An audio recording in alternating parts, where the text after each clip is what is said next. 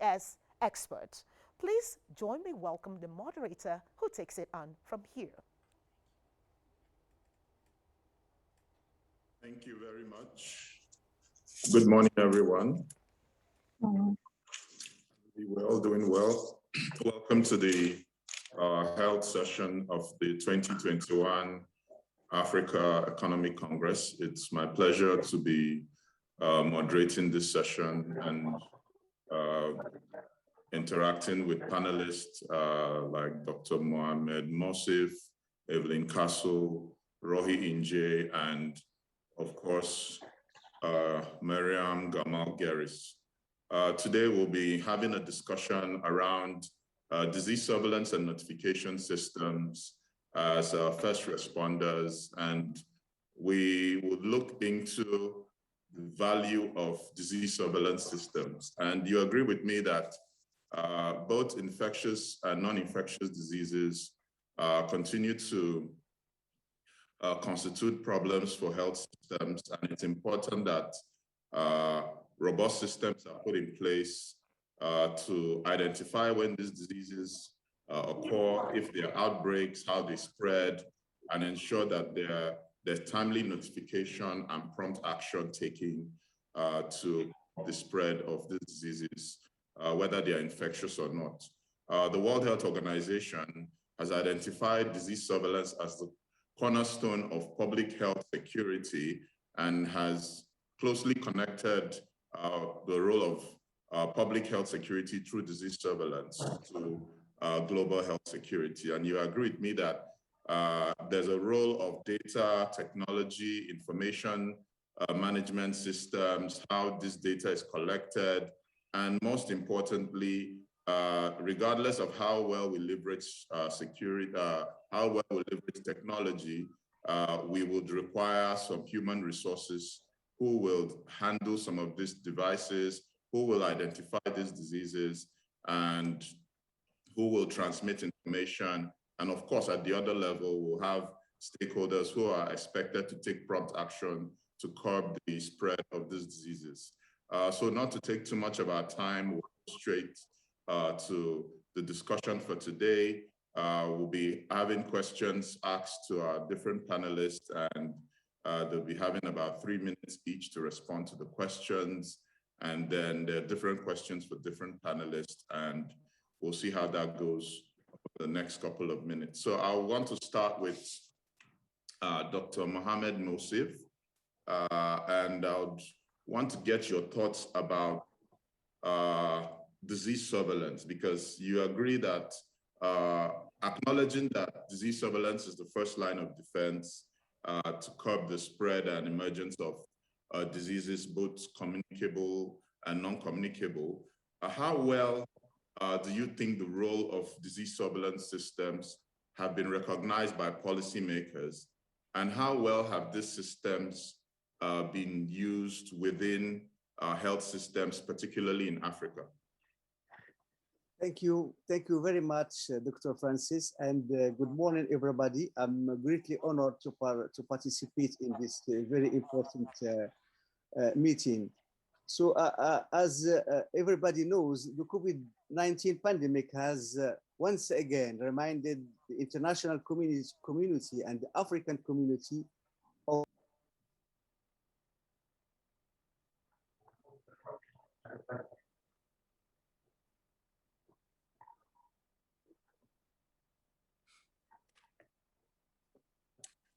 So it appears we have lost Dr. Mohamed. Maybe that's a network glitch. Maybe we'll get him back to give his thoughts on that question. I think we'll just move to the next question while waiting for him to get back online. And I would want to throw the next question to Evelyn Castle. Of course, I understand that your work has been around data and connections between data and technology, and which is very useful for disease surveillance system. But I want to start with you telling me what you think is the connection between country disease surveillance systems and global health security as it is, especially taking lessons from the ongoing COVID-19 pandemic? Thank you, Dr. Francis, and thanks again for everybody for having me. So, I mean, most of my work in the past has been through, looking at disease surveillance systems for infectious disease. And I think that, the global health security agenda really came out of the Ebola response. And the key aspects of the GHSA are prevent, detect, and respond. And so disease surveillance systems is really the cornerstone of that detect part of the global health security agenda. And something that I think is, we forget sometimes, or it's hard kind of to imagine, is that infectious diseases spread exponentially. And so, I know that we all, everybody became basically like public health experts during the COVID response, right? At one point, all of us were talking about like R0, how fast basically is COVID spreading. And, but that is actually how infectious diseases spread, exponentially. And, COVID, the Delta variant had an R0 of, somewhere between like 5 and 9. Ebola was less, it was, 1.5 to 2.5. But even if you look at something like measles, which is something that we face here in Nigeria a lot, you're looking at like an R0 of like 12 to 18. So that's, the exponential factor of how these outbreaks can happen is so important. So if you look at the global health security agenda, like, of course, number one is prevent, we want to do that through vaccinations. But if we can't do that, then the second area of defense is that detect aspect.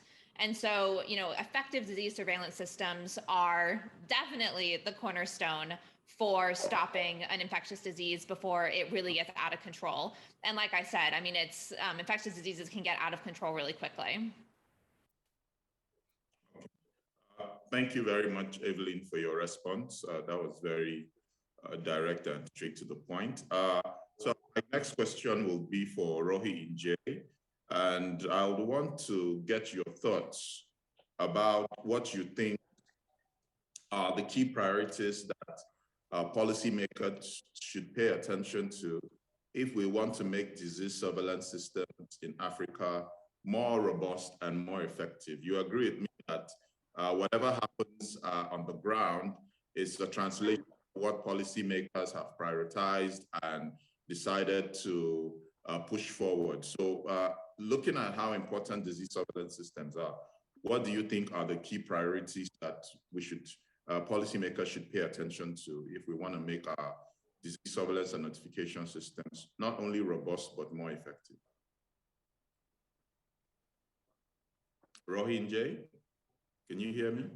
Okay, thank you very much, Dr. Francis. And can you hear me? Hello? Yes, we can hear you now.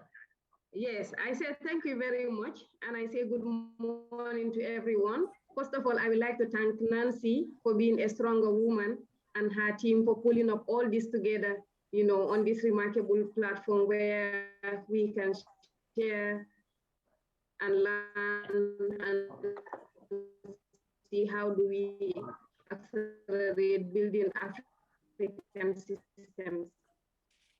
So that question, what you say, I will just like to quickly draw attention to the IDSI cornerstone that WHO has developed since 1998. This strategy is a comprehensive strategy that aims to improve disease surveillance systems and response, from the community, health facility, district, and of course the national level.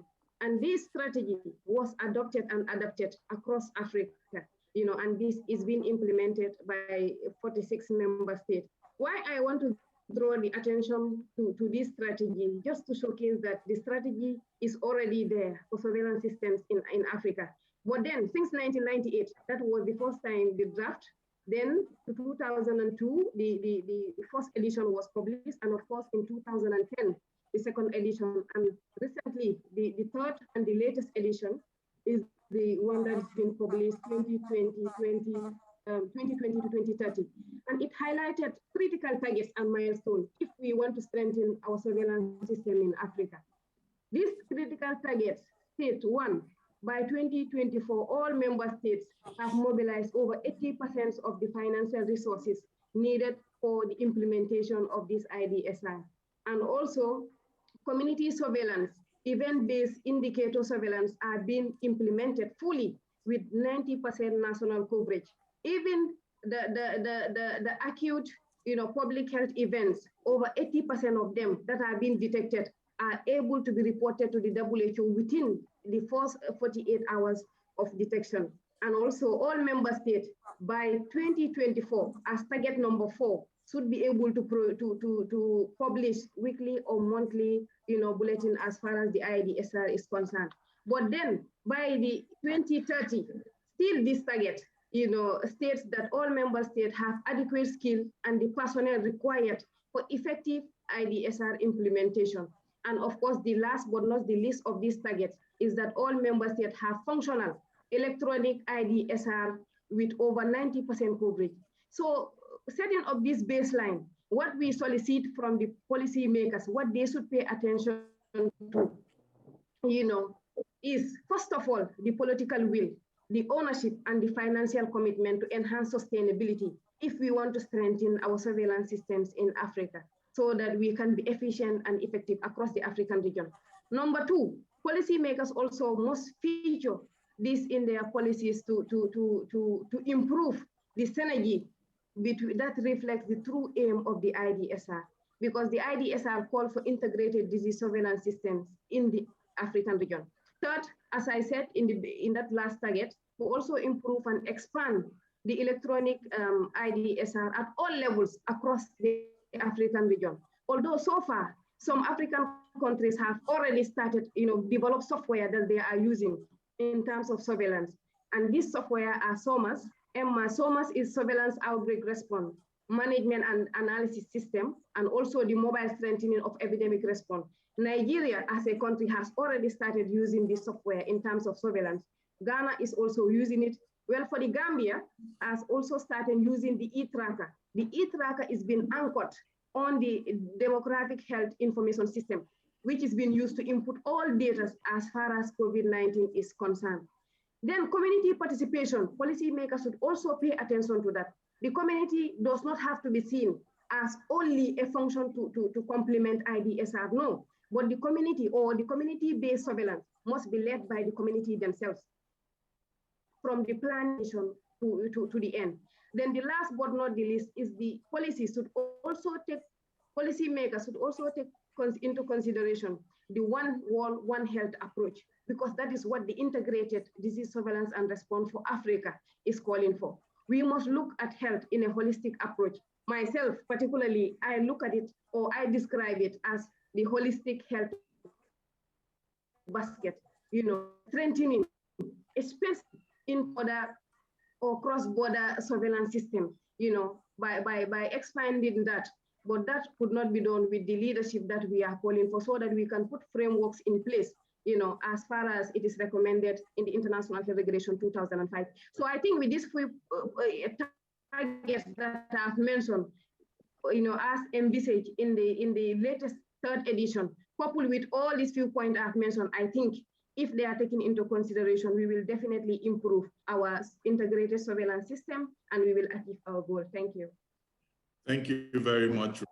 Quite a comprehensive response. So clearly policymakers should focus on using the One Health approach. There's key need for the political will and financial commitment to follow the light for disease surveillance system. It's important for a multi-sectorial approach with synergy across sectors to be adopted. And then very importantly, you highlighted the need for policymakers to leverage electronic systems like SOMAS for their disease surveillance systems. And finally, you reminded us about policymakers needing to adopt a community approach to ensure that stakeholders at the ground level are also involved. Clearly, that has been a good point for policymakers to take note of. And going forward, my next question will be to Mariam Gamal, and I would want her to tell us from her perspective, looking at the COVID-19 pandemic, I could say that as at September 2021, we had over 8.3 million cases cumulatively in Africa. And of course, we know that the more we test, the more the cases continue to rise. And we're not certain how long it's going to take for us to get out of the current pandemic situation. However, what do you think are the lessons can learn from both the Ebola virus disease response and the COVID-19 pandemic response to improve surveillance, surveillance and notification systems in Africa? Okay.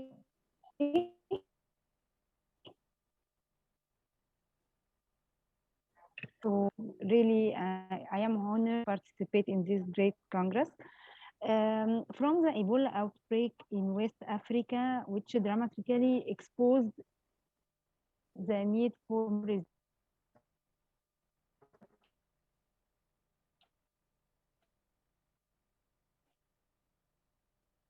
we immediate level of government. The clear and ambiguous signals were conveyed at all levels, initiate evidence-based actions to the crisis, the policy decision, and debate that were encouraged as a basis for the policy development. It was essential to have grant financing. The provision of grant financing, more can be done to encourage inter-country cooperation at the regional level. We can say about Africa and all the world, such as for sharing the data, samples, and technical resources. Partnership with specialized technical agency, the financing role of financial institutions like the World Bank work combined with the technical expertise of specialized UN agencies like the WHO, the World Health Organization. We should include compensation mechanism in the responses. Mechanisms need to be designed before disease outbreaks. Sustainable disease control capacity also require long-term availability of resources for compensation for those affected, especially in the places of poor and vulnerable people. We have an example during the Ebola crisis. The World Bank Group also provided support to poor households through cash transfer and provided seeds to farmers to plant in their fields. The lessons learned on medium-term responses is like build a sustainable disease surveillance system. The disease surveillance and diagnostic systems were improved in many countries, but sustaining them proved to be a challenge in the absence of external financing after project completion. Creativity and innovation by building on existing institutions can help in addressing this challenge. We have example of Nigeria that made effort to sustain this system by locating laboratories with universities, teaching hospitals, and including surveillance and diagnostic testing in the curriculum. Also, we need to build this laboratory to train the future laboratory experts and to maintain the surveillance system through participation of students and all the experts. Engaging the communities and build local capacity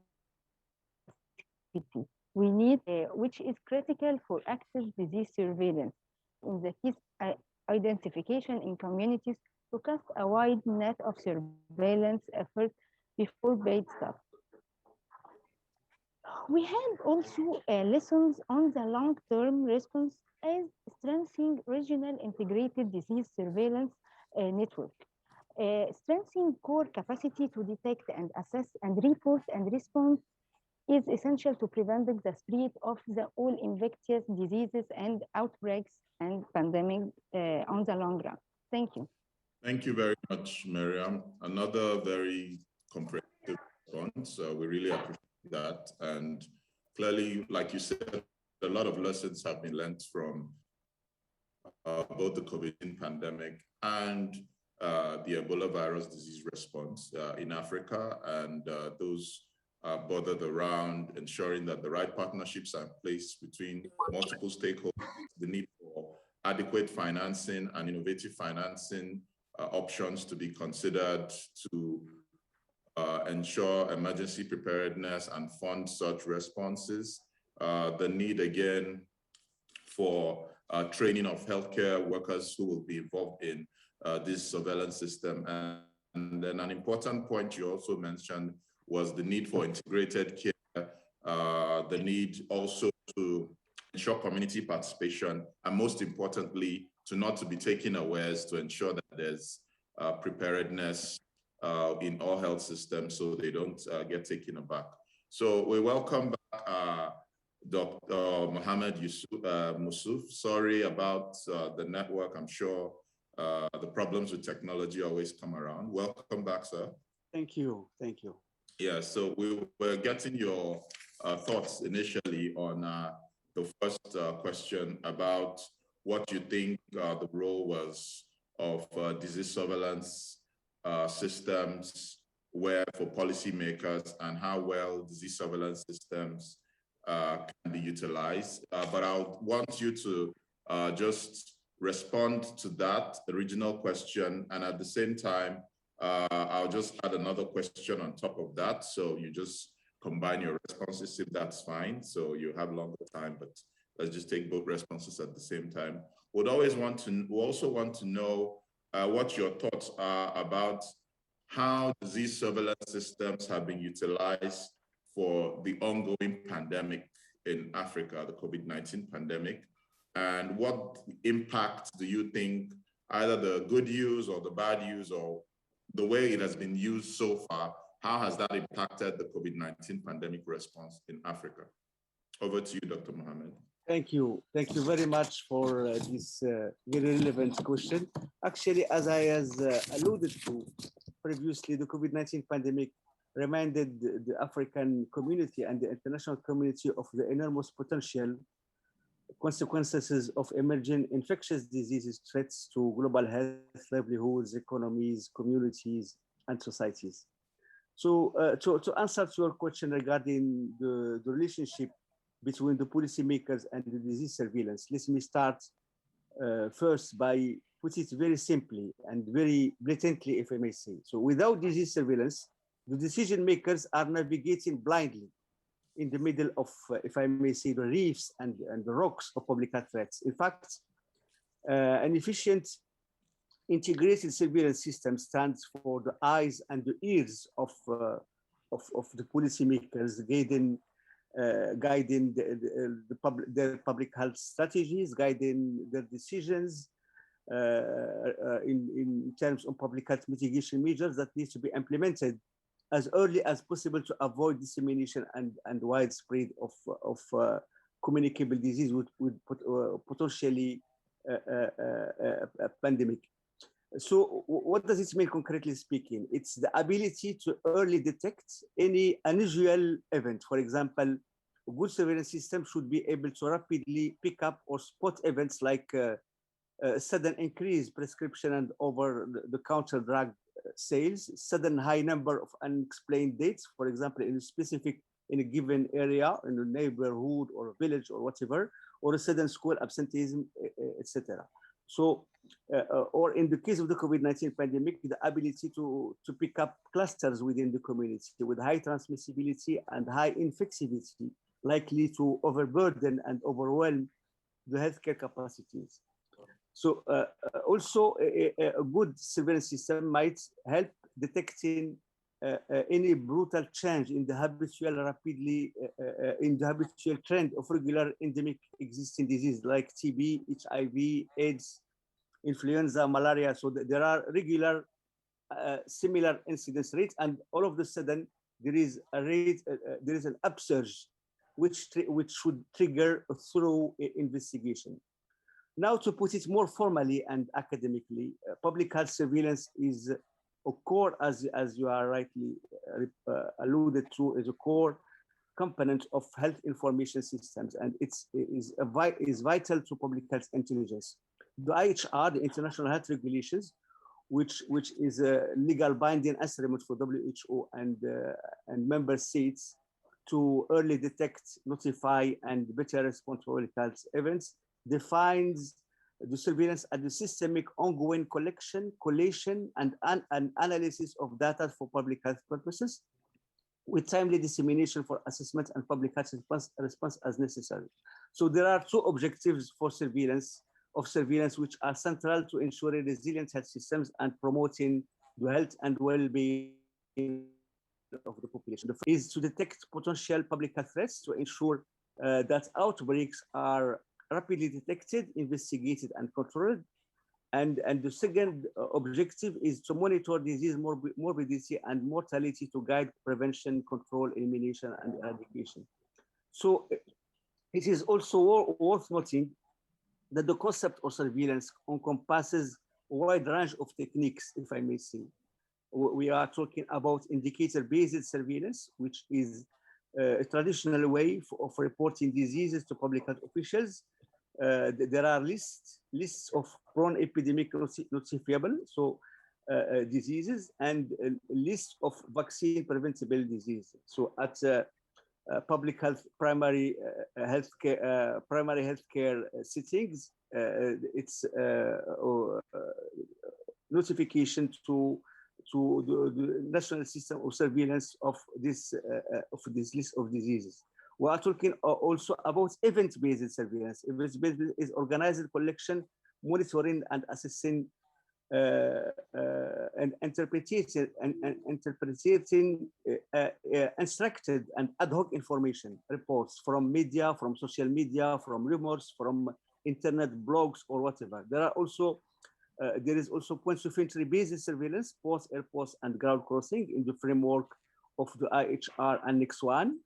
We're talking also about syndromic-based surveillance, using only syndromes or symptoms of the disease instead of lab confirmation. Sentinel-based surveillance used most of the time in influenza.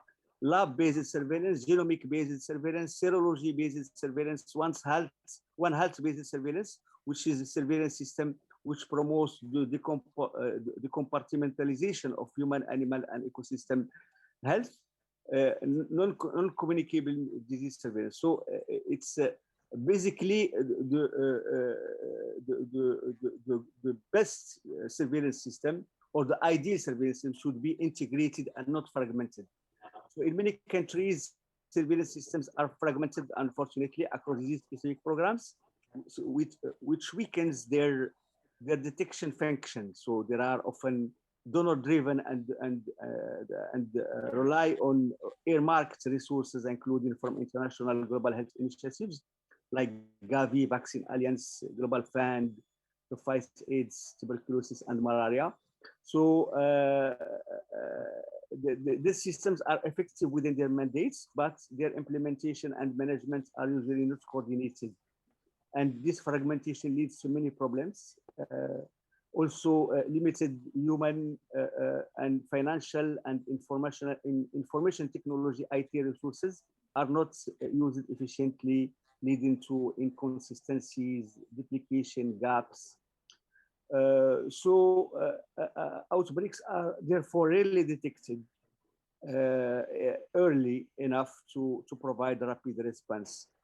So finally, WHO proposes an integrated approach to disease surveillance for the African region, which will use a single electronic platform to improve both the efficiency of health information systems and their effectiveness in the use of data to guide decisions, including for early detection of epidemic, priority settings, planning, resource allocation, monitoring, and evaluation. So the process will start with improving the interoperability of the current systems using minimal data standards and with progressive conversion toward one single surveillance platform.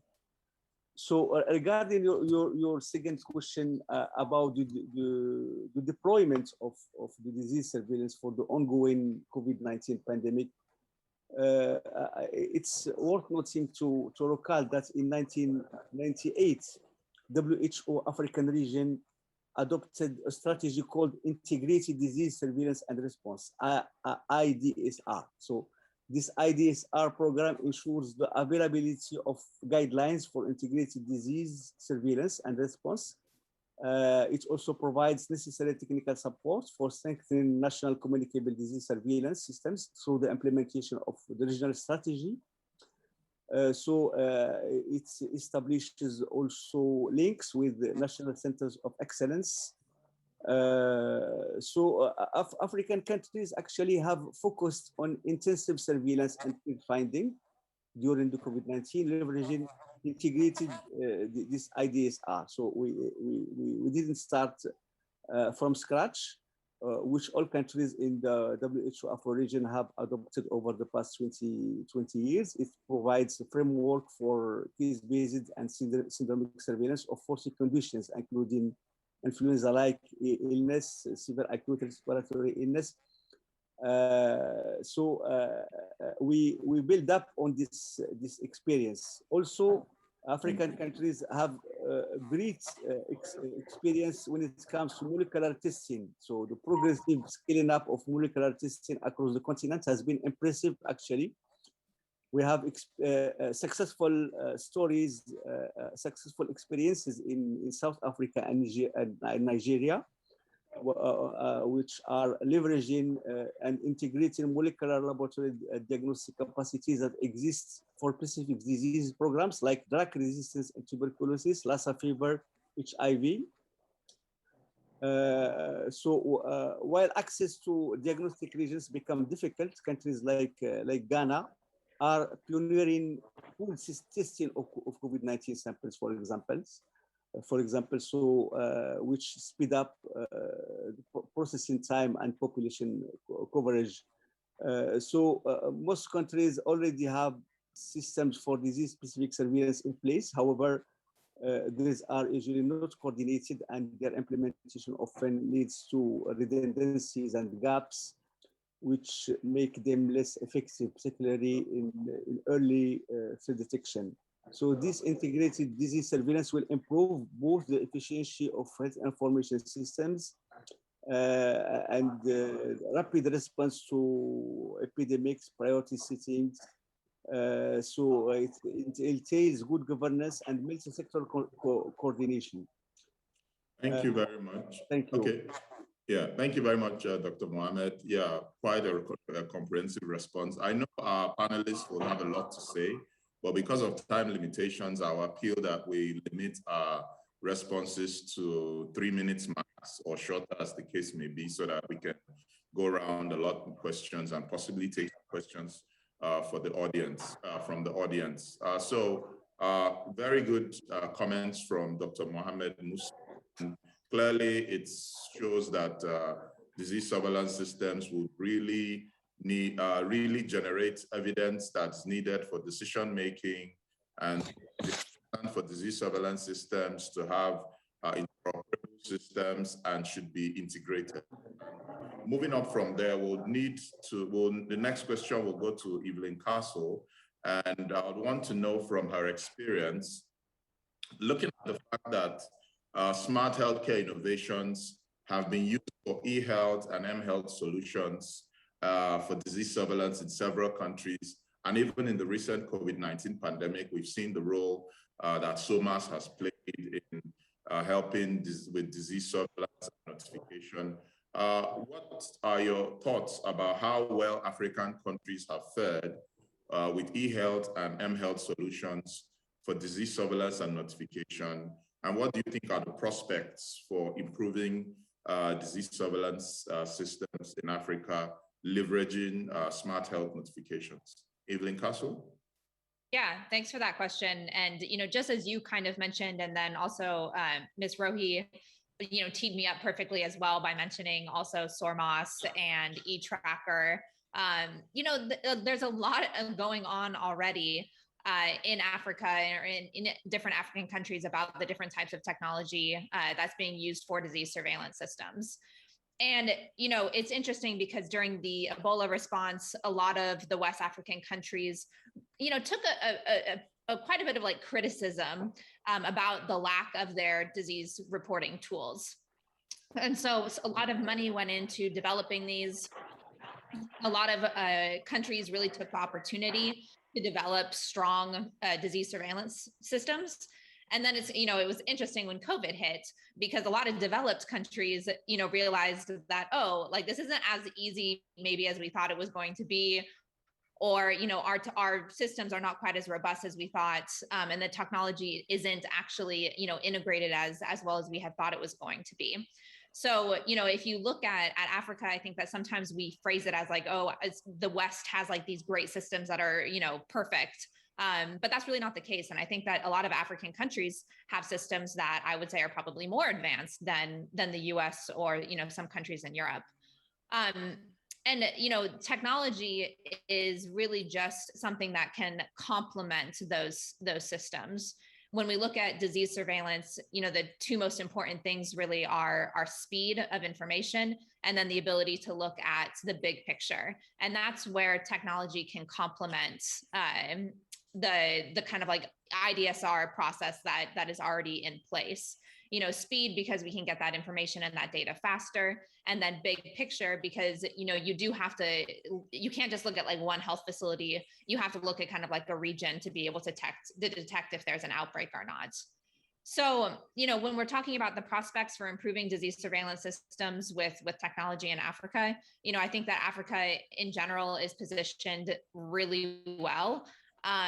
With more data that's being collected through health programs across health facilities in Africa, I think there's just tons of opportunities, and more so, in the fact that I think a lot of African countries can really leapfrog some of the more bureaucratic structures that different countries in the West have to still kind of like navigate. So I think that, we can go much further, much faster.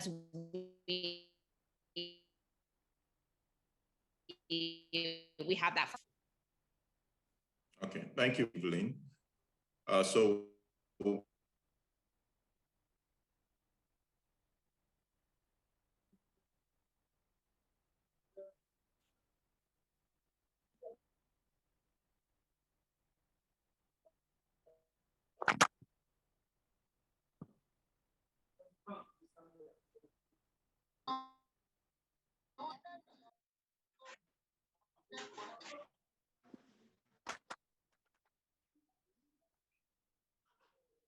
maybe just to step in for Dr. Francis, because it looked like he just dropped. Maybe we can just move on to keep the conversation going. I know the next question that he was going to ask was to Rohey about how can syndromic and disease-specific surveillance be integrated to strengthen disease surveillance systems across Africa. I don't know. Sorry, Rohey, just to jump in, but just to keep the conversation going, if you want to answer that. That's great. Thank you very much, Evelyn. Yeah. Syndromic and specific disease, part of the surveillance. In fact, it's indicated as one of the types among, our strategy. And a very good example that I will give is the AFP surveillance for polio. The AFP, which is the acute flaccid paralysis, that is due to we all know that AFP surveillance for polio is one of the major pillars of the polio program, and has been very instrumental in achieving the landmark public health leadership when Nigeria was certified polio free for Afro on August 25th, 2020. So you will see that still now, even though Nigeria is being certified, polio free, and is even the last country in Africa to have, eradicated polio finally, in Africa. And that was a global public health achievement that we are all proud of. But however, still, while polio might have been eradicated completely in Africa now, but we still battling, or African countries are still battling with the circulating vaccine-derived polio viruses. And countries, that are still having this or reporting cases of the circulating vaccine-derived polio, includes the Gambia, you have Ghana, Ethiopia, DRC, Congo, Guinea, Senegal, and even many more. With Nigeria itself, having much more of these cases currently. So AFP surveillance still stand out as a syndromic and also disease-specific, a mode of surveillance that we are using to make sure that we are able to investigate these cases. And also, as I said, in terms of strategies and also interventions or efforts, the government of Nigeria, plus the polio program and other stakeholders and partners, has put in a lot of efforts to make sure that, Nigeria, Afro region, we are being able to finally eradicate polio. But as I said, in terms of that, Nigeria itself is a university, and it's the same surveillance system that they are using, plus other African countries, in making sure that, the little boys, because we refer to wild polio as the master, even the master is down, but the boys are still lingering, so we're still getting this work done. And this is one of the surveillance system we are using. And in fact, this AFP surveillance system, has a well-established structures in all, this African region or across the African region that we are still using with tracing the vaccine, circulating vaccine-derived polio viruses. So, and the structures they are using are more or less the same in among the African countries. It is a community level, sometimes Nigeria. Then you also have the LGA, which is the local, government area at the district level. These are the well-established structures that are used. And this AFP surveillance system is even leveraged on for other diseases, there's in other diseases like measles and so on and so forth. So in total, that is a perfect example that we will always like to give as far as syndromic and disease surveillance systems are concerned. And it is indicated in the IDSR, and I'm quite sure that other strategies, for example, the Africa CDC have also developed in 2018, but specifically on event-based, surveillance system. And this IDSR, what it is, what it's trying to promote, or it's the community-based surveillance, event-based, and indicator is the routine, are enhanced to make sure that we're able to track these diseases. So I think that is a perfect example. It's already integrated. It is well, because profound in Afro as far as we are concerned, but still we need to improve it more and more, improve the system, especially with while we are gradually, so other countries like Nigeria, Ghana, the Gambia, and other countries have improved as far as the chronic IDSR is concerned. We want it to be expanded, all over Africa, so that we can help or control the quality management of the data that we produce, because that will, go in a long way in helping us to share, and also improve even systems, surveillance systems within states and even interstates across the African region. Thank you. Yeah, I couldn't agree with you more. I mean, I think it's really interesting that you bring up AFP, because, we do talk about, especially in Nigeria, how the Ebola response went so well. We think mostly because we had that experience from AFP. And I think that, you can see that also even in the COVID response too. So we know that, we do have the systems in place. We are able to implement them, and they are working, which is wonderful. So it looks like Dr. Francis was not able to log back in.